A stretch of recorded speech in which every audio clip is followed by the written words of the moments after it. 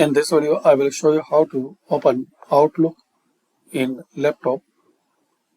So click on Start, then here search Outlook. So you will see this Outlook application. Open it.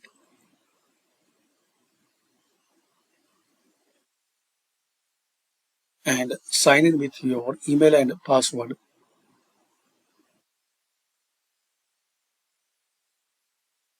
So this is the method, guys, to open Outlook in laptop. If you are using Windows 10 or Windows 11, same method you can open Outlook. Login.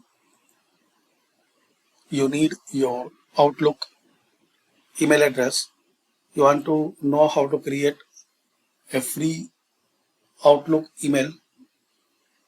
So check out the description video. There is the simple method to create new and fresh Outlook email address. Also, guys, you can use